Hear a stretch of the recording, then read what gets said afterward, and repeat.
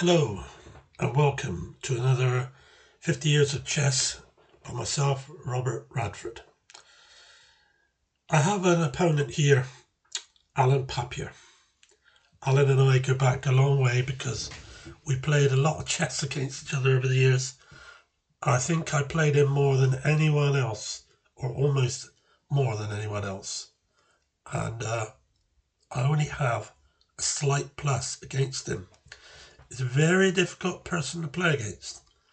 Alan was, at this time back in 2009, I understand, was being trained by international master Chris. Yeah, that's right. Chris Belmont.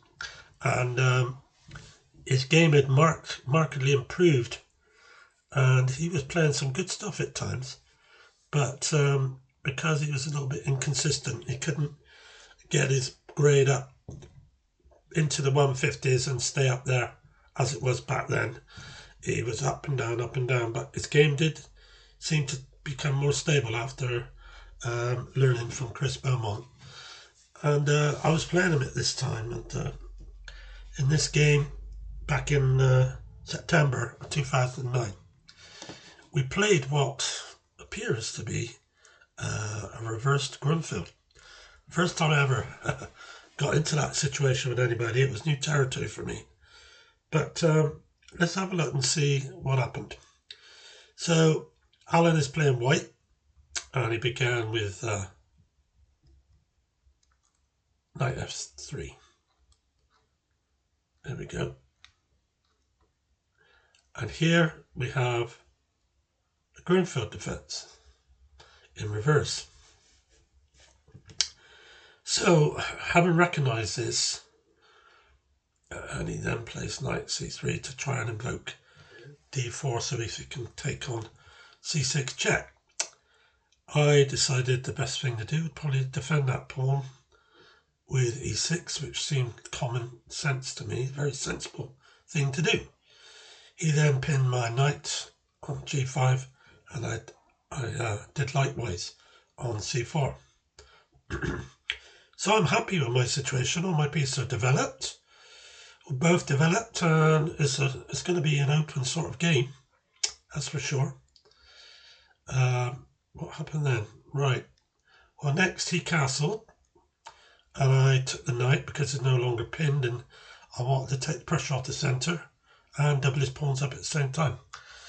And he took it back, pawn takes bishop, and then I connected my rooks very soon. Or no, actually I just played queen d7. I wasn't sure yet about castling. I may castle kingside, but we'll see. He took my knight, so I thought, yeah, I wanted him to do this in the end, because I want that file open, the G file, so that I could have some attack against him. I remember now. That's why I didn't castle, and why I wanted him to take on f6. Yeah, he has messed my pawns up on that side, but at the same time, my centre is really strong. Both my D and E pawns are both supported by pawns on c6 and f6, and it's not a weak pawn on f6. It's easily enough to defend it, and I get half open file on the G file to be able to attack him. And what does he have in return? I don't see anything really, just a bit of pressure in the middle at the moment, which is defended. So we went out to queen a4, and if we look at Stockfish, he's just got a slight edge at the moment. There it is, up in the corner on the top right. He's got a +5, which is more or less even. So I played the rook to d8 after he went queen a4. So that if we did get the pawn swap and he went queen takes, I don't have to take the bishop or the king. I could retake with the rook. So he went pawn takes pawn in the middle, and that relieved all the pressure. Took all the pressure that was on me off. So now there wasn't a problem there at all. I think he thought he didn't know what to do much, so he swung across to h4, hitting that weak pawn, which is easily defended by the queen. And he then played the rook in the middle to try and prevent any halt any advance of my d-pawn.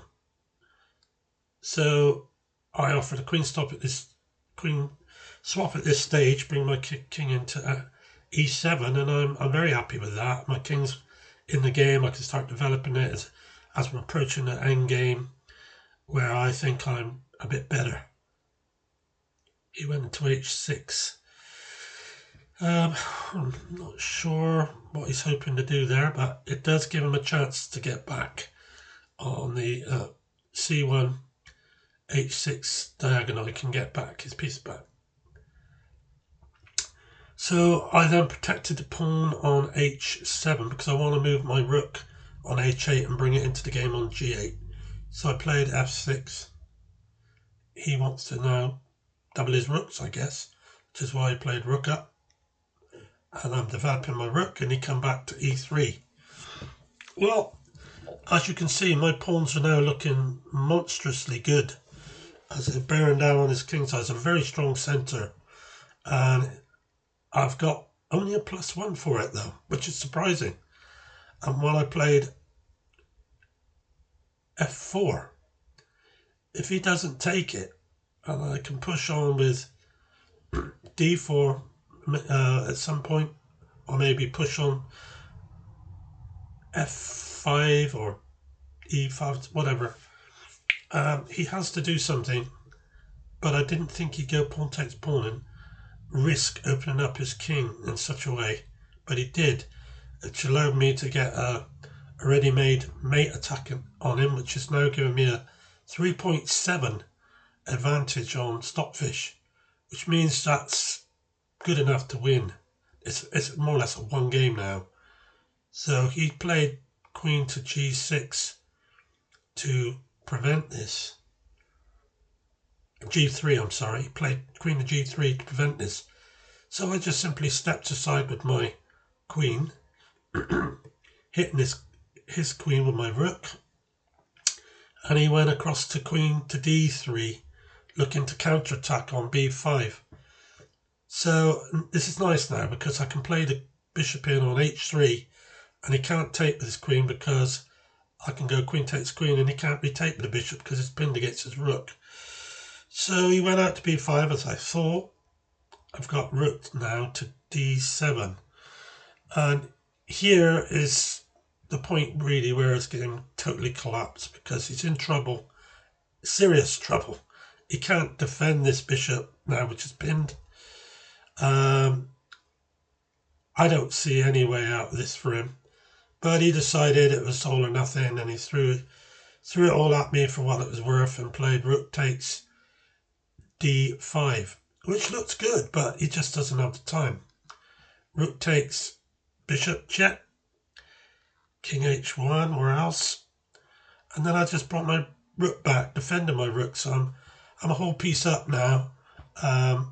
His best move, as Stockfish is saying, is queen to b8, but it doesn't do a great deal.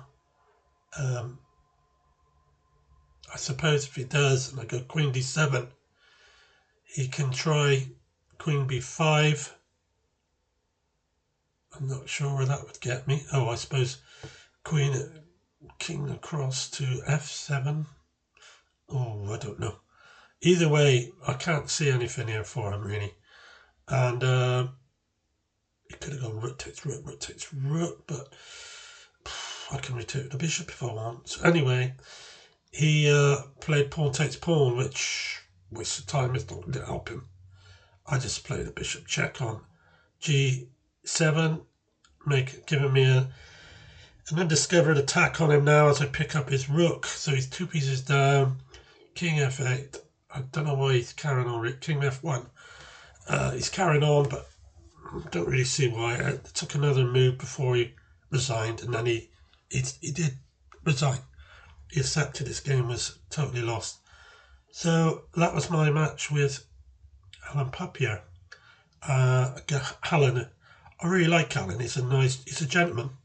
he's certainly a gentleman, nice guy, Canadian, very nice person, very graceful in defeat, and he's honest. He's an honest person as well. So he's honest in his opinions. So I thanked him for that game, and we've played since, and I'm looking forward to maybe playing him again one day. Thanks for that. I hope you enjoyed it.